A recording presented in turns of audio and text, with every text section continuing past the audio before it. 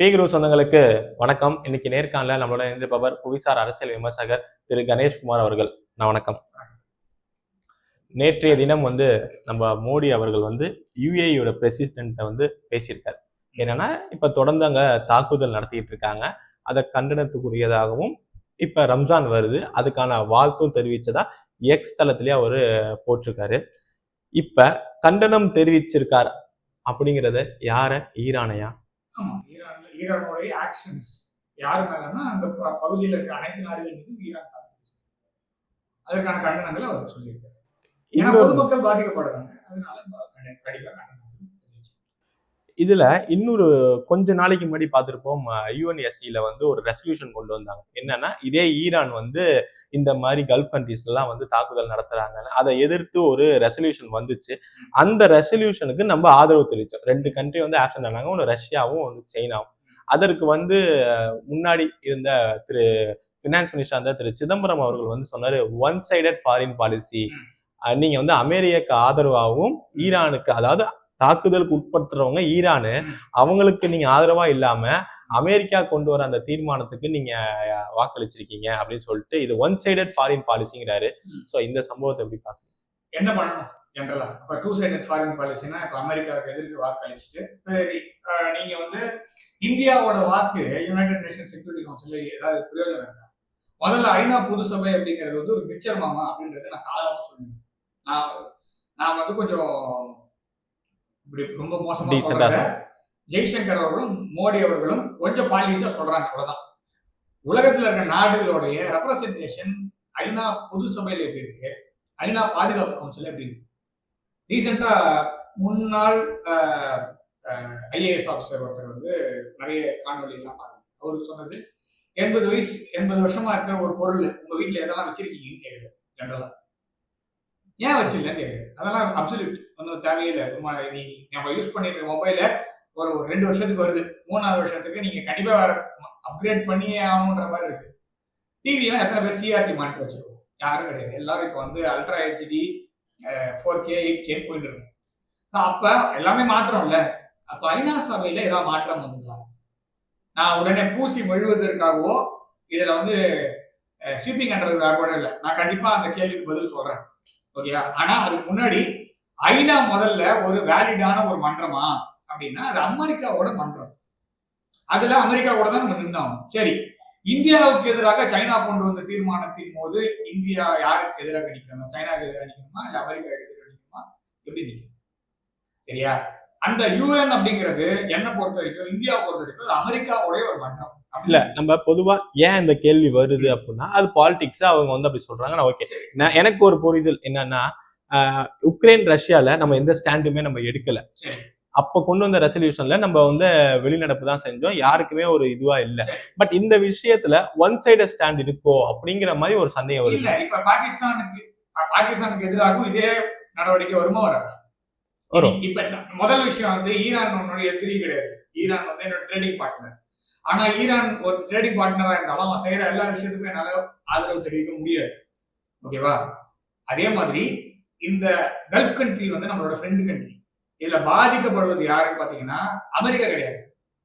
அவன் தூண்டி விட்டு போயிடுவான், 2 பக்கமும் மூவாதி விட்டு சண்டை விட்டு போயிட்டே இருப்பான். இப்ப மக்கள் பாதிப்படையாமல் இருக்கணும் அப்படின்னா இந்த இடத்துல ஒரு பெரிய அழுத்தம் கொண்டு ஈரானுடைய எஸ்கலேஷனை முதல்ல தடுத்து நிறுத்துவதற்கு என்னவோ அதுதான் நம்ம முதல்ல பார்க்கணும். இப்ப இந்த அழுத்தம் யாருக்கு வச்சிருக்காங்க அப்படின்னா ஈரானுக்கு வைக்கல, அமெரிக்காவுக்கு வச்சிருக்காங்க. முதல்ல போரை நிறுத்துறதுன்னு சொல்லி முடிவு பண்ணிட்டாங்க. அமெரிக்கா நிறுத்துதான் பார்க்கணுமா? சரி, சைனாவும் ரஷ்யாவும் அப்சைன் ஆனாங்கல்ல. சைனாவுக்கு ஈரான் எவ்வளவு முக்கியம் தெரியுமா? ஜெனரலா கேட்கிறேன். இல்ல, இப்பயே அவங்க அந்த பெட்ரோல் யுவான்ல தான் வாங்கணும்னு சொல்லியிருக்காங்க. அவங்களோட பிஆர்ஐல அவங்க முக்கியமான ஒரு மெம்பர். நாம இதை பத்தி ரொம்ப நாளா பேசிட்டு இருக்கோம். ஈரான் மீது தாக்குதல் பண்ணா யாருக்கு பெரிய லாஸ் ஆகும்னா சைனாக்கு தான் பெரிய லாஸ் ஆகும், ஓகேவா? சோ சைனாக்கு எண்ணெயும் பிரச்சனை, இடமும் பிரச்சனை, அந்த இடத்துல ஆதிக்கமும் பிரச்சனை. சரியா? அவனே சும்மா இருக்கான், ஓகேவா? அவன் ஏன் சும்மா இருக்கான்ற கேள்வி அவங்க நாட்டுல கேட்க மாட்டாங்க, ஓகே? முடியாது. சரியா? நம்ம ஊர்ல கேட்கலாம். ஏன்னா இந்தியா எப்பவுமே ஒரு சரியான ஒரு முடிவு எடுத்தாலோ இல்ல இந்தியா ஒரு சரியான பாதையில் பயணித்தாலோ உடனே மட்டும் பாத்துங்க, இந்தியாவில எதிர்கட்சி ஒரு கேள்வி கேக்குதுன்னு வச்சுங்களேன், அது அப்ப இந்தியா சரியான முடிவு எடுத்ததாக எண்ணிக்கொள்ளுது. இப்படிதான் என்னோட பதில் இப்படிதான் இருக்கும். ஏன்னா இது மாதிரி கேள்வி வரும்போது, ஏன்னா சைனா வந்து இந்தியா மீது தாக்குதல் பண்ணா இந்தியாவை பத்தி கேள்வி கேட்பாங்க, சைனாவை பத்தி கேள்வி கேட்க மாட்டாங்க. ஆனா அதே சைனாவோட ஒப்பந்தம் போட்டு வருவாங்க. எதுக்கு ஒப்பந்தம் போட்டாங்கன்னு தெரியாது. சரியா? அந்த ஒப்பந்தம் என்ன இருக்குன்னு தெரியாது. காங்கிரஸ் கட்சி தானே அவரு. காங்கிரஸ் கட்சி சீனாவோட ஒரு ஒப்பந்தம் போட்டிருக்கு. சீனாவோட கம்யூனிஸ்ட் பார்ட்டியோட சைனாவோட ஆளும் கட்சியோட இப்ப இருக்கக்கூடிய எதிர்கட்சி 2008ஆம் ஆண்டு ஒரு ஒப்பந்தம் போடுது. அந்த ஒப்பந்தத்துல இப்படி கூட இருக்கலாம், எனக்கு தெரியல. எப்பெல்லாம் இந்தியா பிரச்சனைல மாட்டுதோ அப்பெல்லாம் நீ கேள்வி கேளு அப்படின்ற மாதிரி. அப்ப வர ஆட்சி வந்து உட்கார்ந்தாங்கன்னா, இப்ப வந்து சைனாக்கு ஏதாவது பிரச்சனை வருதுன்னா நீ யார் நீ, அப்ப வந்து ஆளுங்கட்சியை நீ வந்து பிஸியா வச்சுக்கோ அப்படின்னு இருக்குன்னு நான் சொல்றேன்னு வச்சுக்கோங்க. என்ன பண்ண முடியுமா? இல்லைன்னு சொல்ல முடியுமா? அவ்வளவுதான். சோ நீங்க எடுக்க வேண்டிய டெசிஷன் என்னன்னா, 1.5 கோடி பேர் இருக்கான். 1.2 கோடி மக்கள், இந்திய மக்கள் அந்த வளைகுடா பகுதியில இருக்காங்க. இப்ப ஈரான் தொடர்ந்து தாக்குதல் பண்ணா யாருக்கு பாதிப்பு ஜாஸ்தி? அவ்வளவுதான், சிம்பிள். என்னுடைய இப்ப நீங்க பேசின சொன்னீங்கல்ல, யுஏஇயோட பிரசிடென்ட், அவர் வந்து 2 மணி நேரம் மோடி கிட்ட பேசுறதுக்காக 4 மணி நேரம் டிராவல் பண்ணிட்டு போனாங்க. தெரியும்ல, அவ்வளவு இம்பார்ட்டன்டா இருக்காங்க. சவுதி அரேபியாவுடைய ராஜா இருக்காருல்ல, யாரு இப்ப இருக்கக்கூடிய கிரவுன் பிரின்ஸ், அவருக்கு அதுல 1000 விமர்சனம் இருக்கு. எனக்கு முதல்ல ரொம்ப பிடிக்கும், அப்புறம் இப்ப சர்ச்சைக்குரிய விஷயங்கள்லாம் இருக்குது. அதனால கொஸ்டின் மார்க்கும் டாகையும் போட்டு வச்சாங்க. பட் ஸ்டில் அவர் மோடி அவர்களை கார்ல அவர் ஓடி புரோட்டோகால் எல்லாம் மீறப்பட்டது எல்லாம் இவருக்காக. அவங்க நாட்டுடைய அரசர்கள், ஓகேவா? அவங்களுடைய நாடு தாக்கப்படுது, நம்மளுக்காக அவ்வளவு இறங்கி வந்திருக்காங்க. அவங்க எல்லாம் ஒரு பாயிண்ட் ஆஃப் டைம்ல இந்தியா இன்னைக்கும் இந்தியர்களுக்கான ப்ரொடெக்ஷன் அவர் வந்து உறுதிப்படுத்தி, நம்மளுடைய சொந்தங்கள்லாம் அங்க இருக்காங்க. ஈரான்ல 10,000 பேர் இருக்காங்க. ஈரான் விட்டு வெளில வாங்கன்னு சொன்ன பிறகு 10,000 பேர் உள்ள உட்காந்துருக்காங்க. அது வேற விஷயம். அதுக்கும் ஒரு ஆர்டர் கொடுத்துருக்கு, ஈரான் உள்ள ஈரானுக்குள்ளேயே இரு, வெளில வந்து பக்கத்து நாட்டுக்கெல்லாம் போவாங்க, அதுக்கப்புறம் எங்களால் உன்னை ட்ராக் பண்ண முடியாது, தேவையில்லாம பிரச்சனை மாட்டதை சொல்லியாச்சு. சோ இப்ப இந்த இடத்துல போர் நிற்கணும் அப்படின்னா முதல்ல ஈரான் எஸ்கலேஷன் நிறுத்தணும். ஈரான் எஸ்கலேஷன் நிறுத்துச்சுன்னா அதுக்கப்புறம் நம்ம அமெரிக்காவை கேள்வி கேட்கலாம். இது எல்லாமே அப்படிதான் போயிட்டு இருக்கு. இன்னொன்னு, அமெரிக்காவில் இது பெரிய லாஸ்ட்லாம் கிடையாது. அமெரிக்காவுடைய மிலிட்டரி டார்கெட்ஸ் அடிவாங்க. ஆனா இந்தியாவுடைய மக்கள் அங்க இருக்காங்க, 1 கோடி பேர் இருக்கான். ஒருத்தர் சாவடிக்கு இங்க இருக்க காங்கிரஸ் கட்சியோ யாரும் கேட்க மாட்டாங்க. நான் சொல்றேனே, ஜெனரலா எந்த ஒரு விஷயமும் எல்லாம் நல்லா போயிட்டு இருக்க வரைக்கும் எல்லாருமே சக்சஸ் இஸ் an orphan அப்படின்னு எடுத்துக்கலாமா? இல்ல அது ரைட். இல்ல, success is something else. Failure is an orphan. ஒரே ஒரு ஆள் கொல்லப்பட்டாலும் இந்த ஈக்குவேஷன் அப்படியே மாறி ஏன் மோடி வந்து ஈரானை கேள்வி கேட்கலன்ற கேள்வி போத்துடுவாங்க. இதே காங்கிரஸ் ஓகே, லோக்கல் பாலிடிக்ஸோ இல்ல நேஷனல் நமக்கு தேவையில்லை, ஆனாலும் சொல்றேன், ஏன்னா இது கேட்ட கேள்வினால அதுக்கான பதில் நான் கொடுத்துதான். இதுல ஒரே ஒருத்தர் கொல்லப்பட்டாங்கன்னு வச்சுக்கோங்க வளைகுடா பகுதியில, இதே காங்கிரஸோடைய வார்த்தை வேற மாதிரி இருக்கும். ஏன் மோடி வந்து ஈரானுக்கு எதிராக பேசவில்லை, ஏன் மோடி வந்து ஈரான் கூட பேசி போரை நிறுத்தவில்லை, அமெரிக்காக்காரனே தனியாக இதுக்கான ஸ்டெப்ஸ் நம்ம ஏதாவது எடுக்க, இந்த போர் நிப்பாட் இவங்க 2 பேருக்குள்ள. சரி, ஓகே, நீங்க இந்த சரியான கேள்வி பதில் சொல்றேன்.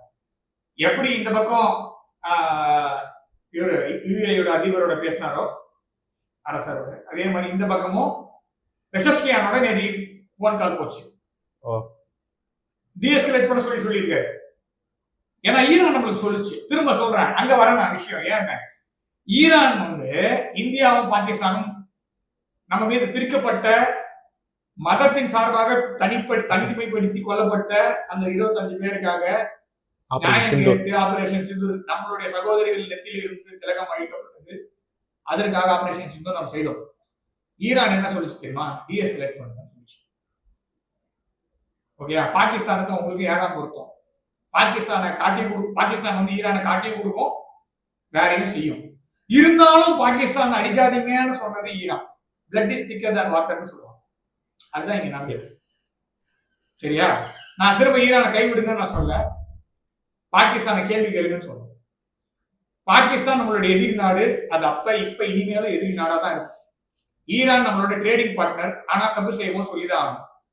அமெரிக்கா நம்மளை அழிக்க நினைக்கின்ற நாடு, நம்மள மாத்திரம் இல்ல, உலகத்துல இருக்கிற 195 நாடுகளை வழிந்தாலும் அந்த மக்கள் சந்தோஷமாக இருக்க வேண்டும் அப்படின்னு நினைக்கிற நாடு அது அப்படியேதான் இருக்கும். அதுல எந்த ஒரு மாற்று கருத்தும் இல்லை. இது ஈக்குவேஷன். ஆனா என்னுடைய சொந்த பந்தங்கள் வளைகுடா நாடுகளில் முக்கியமா இந்த பிராந்தியத்தில் இந்த நாடுகள்ல எல்லாம் இருக்கும்போது மோடி பேசினாருன்னா அது பக்கம் இருக்கும். இந்த பக்கம் பேசினாதான் போர் நிக்கும். சரி, இப்ப ட்ரம்ப் தானே இதை ஆரம்பிச்சு வச்சது. இது எல்லாத்துக்கும் பந்தக்கால் வச்சு 28ஆம் தேதி ஆரம்பிச்சது யாரு? ட்ரம்ப் தானே. ட்ரம்ப் நிறுத்த வேண்டியது தானே. என்ன ஐடியால இருக்காங்க? அதாவது Obama G we Indians love you சொன்னது மன்மோகன் சிங். ஒபாமா 5 இஸ்லாமிய நாடுகளை சின்னாபின்னப்படுத்தியவர்.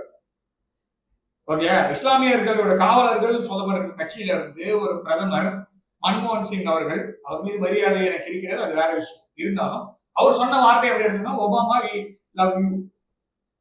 அதுக்கப்புறமா நரேந்திர மோடி வந்து ஒபாமா கட்டி பிடிச்சாருன்னு உடனே உங்களுக்கு கோவம் வந்து பாத்தியா ஒபாமா வந்து மோடியை கட்டி பிடிக்கிறாரு, 2 பேரும் எப்படிப்பட்ட ஆளுங்க தெரியுமா, அதுக்கப்புறம் ஆரம்பிச்சாங்க. ஸோ இதுதான் வந்து டபுள் ஸ்டாண்டர்ட் அப்படின்றது வந்து இருக்கதான் செய்யும். போரை நிறுத்த வேண்டும் அப்படிங்கிறது தான் வந்து மோடி அவர்களுடைய. போர் நிப்பாட்டுறதுக்கான சூழ்நிலைகள் இருக்கா? ஏன்னா இதுவரையும் யுஎஸ் வந்து தாக்குதலுக்கு ஃப்ரண்ட் எண்ட்ல இருந்த மாதிரி இருந்தது. இப்ப வந்து ஈரான் வந்து ரொம்ப பதிலடி தாக்குதல நிறைய கொடுக்கறதா நம்ம செய்தி, அதே வளைகுடா நாடுகளா இருக்கட்டும், இல்ல யுஎஸோட இடங்களா இருக்கட்டும், எல்லாமே இப்ப அப்புறம் ஈரான் இருக்கா? என்ன மாதிரி நிலைமையில அவங்க 2 பேரும் முடிவுல இருக்காங்க? முதல்ல போர் எதிர்க்காக அப்படின்ற ஒரு விஷயம் தெரியாம அப்ஜெக்டிவோட வார் அது இல்லாம போருக்கு போறதுன்றது முட்டாள்தனம். ஓகேவா? முக்கியமா சொல்லணும்னா மகாபாரத போர்ல அபிமன்யு சொன்னது ரொம்ப சிம்பிள். நான் உடைச்சிட்டு உள்ள போறேன், எனக்கு உடைச்சிட்டு உள்ள போக மாத்திரம் தான் தெரியும், உள்ள இருந்து வெளில வர்றது எனக்கு தெரியாது. அதனால பெரியப்பா நான் உள்ள போறேன், நீ பின்னாடியே வா அப்படின்னு சொல்லிட்டு போறாங்க. அர்ஜுனா நீ கலக்கலாம்ல. உள்ள போன உடனே அவன் மூட்டான், அவனுக்கு தெரியும், உள்ள போய் மாட்டினான். இஸ்ரேலை இப்படிதான் அமெரிக்கா அனுப்பி வச்சிருக்கு. அடுத்தது தர்மராலாம் கேக்குறீங்க, அதர்மம் அப்படின்றதுதான் அந்த நாடு. பட் ஸ்டில் சொல்றேன், இஸ்ரேலோட நேத்தனி உயிரோட இருக்காரா? அதுக்கு வரும். அதுக்கு முன்னாடி நான் சொல்றேன், இந்த போரை ஆரம்பித்தது இஸ்ரேல் நாட்டை முன்னிறுத்தி அமெரிக்கா நடத்தியது. முன்னாடி யோசிச்சிருக்கணும். ஒரு அதாவது வார் டாக்டரின் ஒண்ணு இருக்கு எல்லா நாட்டுக்கும், அதே மாதிரி வார் அப்ஜெக்டிவ்னு ஒண்ணு இருக்கு. எண்ட் ஆஃப் த வார் எப்படி முடியணும்ன்றது இருக்கு. அக்டோபர் 7ஆம் தேதி ஹமாஸ் நடத்திய பயங்கரவாத தாக்குதலுக்கு இந்தியாவும் உலக நாடுகளும் கண்டனம் தெரிவித்தது. அதற்கு பின்னால் அதற்கு பதிலடி கொடுத்தது இஸ்ரேல் பக்கம் இந்தியா நின்றது. ஆனா அது ஒரு பாயிண்ட் ஆஃப் டைம்ல பாயிண்ட் ஆஃப் நோ ரிட்டர்ன் போயிடுச்சு. இஸ்ரேல் வந்து என்ன செய்ய போகுதுன்னே தெரியல, அவங்களால எக்ஸிட் பிளானே இல்ல. இத வந்து அன்னில இருந்து சொல்லிட்டு இருக்கோம், இஸ்ரேலுக்கு எக்ஸிட் பிளான் இல்ல காசால. அது இப்ப ஈரான்ல வந்து நிக்குது. There is no exit plan for US as well as Israel in this war அப்படின்றத நான் பார்க்கிறேன். சரி, இது எப்படி முடிப்போம் அப்படின்னு யோசிச்சு பாருங்க. இஸ்ரேல் முடிக்குதுன்னா எப்படி முடிக்கும், அமெரிக்கா முடிக்குதுன்னா எப்படி முடிக்கும், இவங்க 2 பேரால முடிக்க வைக்க முடியுமா? ஏதாவது அவுட்கம் இருந்ததுன்னா நீங்க சொல்லுங்க, நான் கேட்கிறேன். They will conduct this war. இது தொடர்ந்து நடந்து கொண்டே இருக்க வேண்டும் என்பதுதான் அமெரிக்காவின் எண்ணமாக இருக்கிறது. அதை ஈரான் வந்து சிறப்பாக செய்கிறது அப்படின்றதுனால இவங்க கவனம் இருக்காங்க. ஈரான் வந்து துல்லிய தாக்குதலாக என்ன பண்ணிட்டாங்கன்னா கண் 2க்கு எடுத்துட்டாங்க. அதாவது இந்த பகுதியில இருக்கக்கூடிய ரேடார் முக்கியமான, அதாவது 5000 கிலோமீட்டர் நோக்கி எந்த ஒரு ஏவுகணை வந்தாலோ எந்த ஒரு விமானம் வந்தாலும் தெரிந்து கொள்வதற்காக ஒரு அமெரிக்கா அந்த இடத்துல ஒரு ரேடார் வச்சிருக்காங்க. கிட்டத்தட்ட 10,000 கோடி ரூபாய் ரேடார் இருக்கு. அதை முதல்ல துல்லியத்தாங்க ஈரான். அப்ப கண்ணு தெரியாது, கரெக்டா என்ன வருதுன்னு தெரியாது. முதல்ல என்ன வருதுன்னு தெரிஞ்சாதான் நீங்க கவுண்டர் மெஷர்ஸ் போட முடியும். முடிஞ்சு போச்சா? இன்னொன்னு ஜோர்டன் நாட்டுல இருக்கக்கூடிய இன்னொரு ஒரு ரேடார், அந்த ரேடார் வந்து 500 மில்லியன் இருக்கக்கூடிய ரேடார்.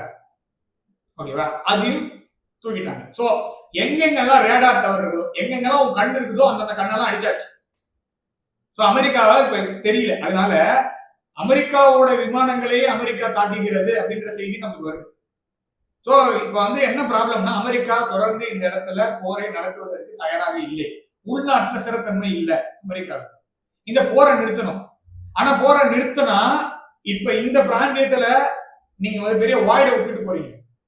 இப்ப ஈரான் இந்த இடத்துல அப்பரேட் எடுத்ததுன்னா இந்த நாடுகள்லாம் என்ன அவங்க யோசிச்சு பாருங்க. சோ இது புடிவாளை பிடிச்ச மாதிரி தான், உடவும் முடியாது, புடிச்சுட்டே நிற்கவும் முடியாது. ஈரான் மீது தாக்குதல் செய்யுன்னு சொன்ன முதல்ல செய்ய சொன்னது சவுதி அரேபியா. அதை வச்சு ஈரான் மீது தாக்குதல் செய்ய வைத்தது அமெரிக்கா, இஸ்ரேல். இப்போது தொடர்ந்து நடத்தி கொண்டிருப்பது அமெரிக்கா. இப்போது இந்த போரை அமெரிக்கா நிறுத்தியது என்றால் ஈரானுக்கு அந்த பகுதியில் மிகப்பெரிய பொசிஷன் வந்துடும். ரெண்டாவது, ஈரான் மக்கள் இருக்காங்கல்ல, என் தலைவனை கொண்டுட்டேன்றது அவன் வந்து தலைவனை கொண்டு நான் மொத்தத்தையும் முடிச்சுட்டேன். அடுத்த ஒரு முக்கியமான தலைவர் கூட கொண்டுட்டாங்க. அது அப்படியே இருக்கட்டும். அது வைங்க. ஈரானை பொறுத்த வரைக்கும் it has got nothing to lose. நீ சாங்ஷன்ஸ் மேல சாங்ஷன்ஸ் போட்டு 20,000 சாங்ஷன் போட்டு வச்சிருக்க. அவன் எதையுமே காப்பாற்றணும்னு அவசியம் இல்லை. இன்னொன்னு, அவன் மரணத்தையே விரும்புகிறான். அவன் வந்து மார்த்தடம் அப்படிங்கிறத வந்து அவங்க விரும்பி ஏத்துக்கிறாங்க. நீ அதுக்கு ரெடியா? அதுக்கு சுப்ரீம் லீடர் அவரு எங்க இருக்காரா? அவர் இருப்பாரு. இல்ல இருக்காரா? சரி, அவரே போயிட்டாருன்னு வச்சுக்கோங்க, இன்னொருத்தர் வருவார். நீங்க சில சொசைட்டி எல்லாம் மாற்றவே முடியாது. ஓகே, நீங்க உங்களோட நாடு அப்படிங்கிறது வந்து ஒரு ஒரு என்ன சொல்றதுன்னா, எல்லா நாட்டுல இருந்தும் கூட்டாஞ்சோறு மாதிரி தான் நீங்க வச்சிருக்கீங்க. ஓகேவா? அமெரிக்காவில் இருக்கக்கூடிய இந்தியர்களுக்காக கவலைப்பட்டு இந்தியா சில முடிவுகள் எடுக்கும். அமெரிக்காவில் இருக்கக்கூடிய சீனர்களுக்காக கவலைப்பட்டு சீனா சில முடிவுகள் எடுக்கும். அமெரிக்காவில் இருக்கும் ஜெர்மனியர்களுக்காக ஜெர்மனி ஆக்ஷன். இது எல்லாம் எப்படின்னா, எல்லா நாட்டுல இருந்தும் போய் மொத்தமா சேர்ந்து ஒரு சின்ன உலகத்தை நீங்கள் படைத்து இருக்கிறீர்கள். அதனால பரவாயில்ல, என் சொந்தக்காரன் அங்க இருக்கான், சந்தோஷமா இருக்கு, இருந்துட்டு போட்டோம். அதனால சில விஷயங்களை நான் விட்டு கொடுக்கிறேன்னு எல்லா நாடும் பண்ணிட்டு இருக்கு. ஆனா நீ அடிமடியிலே கை வச்சனா எல்லா நாடும் உன்னை தூக்கி போட்டு போறதுக்கு தயாராக இருக்கும். அதனாலதான் ஐரோப்பிய ஒன்றிய நாடுகள் யாரும் வரமாட்டாங்க இந்த பேச்சுவார்த்தை நடத்துவதற்கு. நேட்டோவும் அதனால தான் வரலையோ? நீங்க கேட்ட கேள்வி, ஏன் வந்து இந்த போரை வந்து மோடியால நிறுத்த முடியுமா, வேற யாராவது நிறுத்த முடியுமா? இல்ல, இதுவே நான் அமெரிக்காவால் நிறுத்த முடியாததற்கு காரணம் இதுதான். அமெரிக்கா விருப்பப்பட்டு நிறுத்தினாலும் அந்த பகுதியில் இருக்கக்கூடிய மற்ற நாடுகளுக்கு மிகப்பெரிய அச்சுறுத்தலாக ஈரான் மாறிவிடும். இப்ப இன்னொன்னு, அந்த நாட்டு மன்னர்கள் இருக்காங்க, அந்த நாட்டுடைய அரச குடும்பம், அந்த நாட்டுடைய இல்ல சப்போஸ் இப்ப பெரிய தலைவலிங்க. இல்ல அதான் ஈரான் ஜெயிச்சுட்டா இப்படி வந்துருங்கிறீங்க ஒரு பிரச்சனை. Suppose America ஜெயிச்சுட்டா? அமெரிக்கா ஜெயிக்கிறதுக்கு வாய்ப்பே இல்லை. ஏன்னா எல்லா மிலிட்டரி பேசும் காலி. என்னதான் நடக்க போகுது? இப்ப இந்த இரண்டு பேர்களையும் உட்கார வைத்து பேசுவதற்கு நடுநிலையான உண்மையான அமைதியை விரும்பக்கூடிய எந்த ஒரு எதிர்பார்ப்பும் இல்லாமல், நீ நாளைக்கு பேசக்கூடு, வழியக்கூடு, எண்ணெயை கம்மி விலையில கூடுன்னு கேட்காத ஒரு நாடு அங்க பேசுவதற்கான வாய்ப்புகள் இருக்கிறது.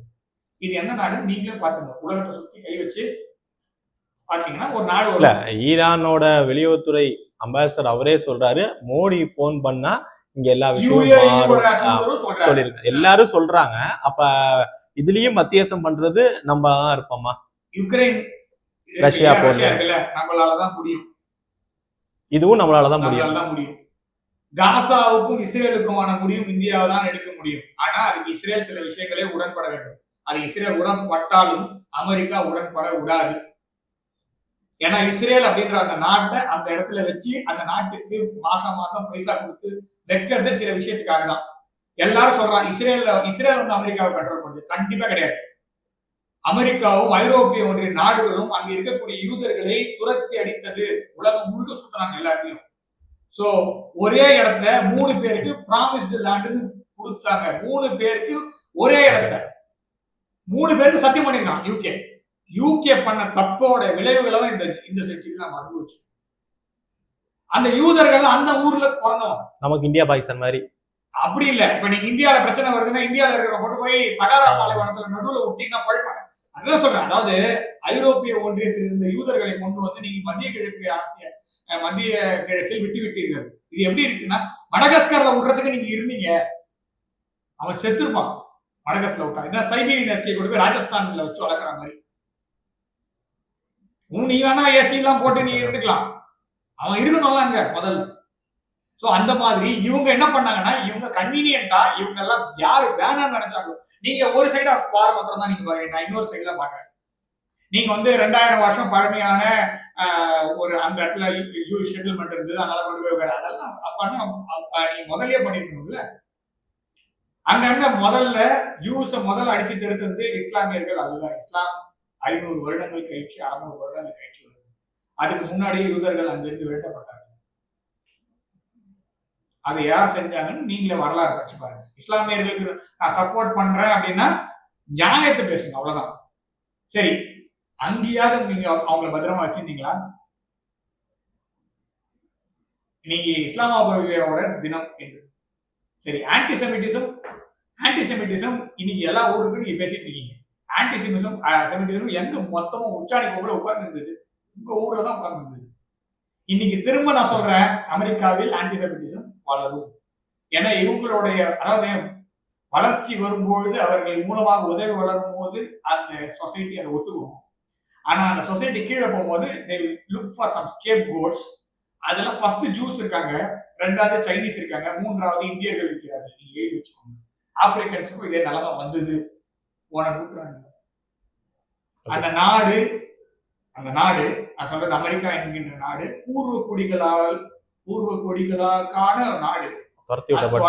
பூர்வ குடிகளை அழித்து விட்டு ஐரோப்பிய ஒன்றியத்திலிருந்து சென்ற ஆடு இந்த இன்னும் சொல்லுவாங்களே இந்த கேரவன் சொல்லி கேமல் அந்த கேரவன் ஒரு கதை வரும், தலையை மொத்தம் உள்ள உடம்புறம் மொத்தம் உள்ளது. அதுதான் அங்க நடந்தது.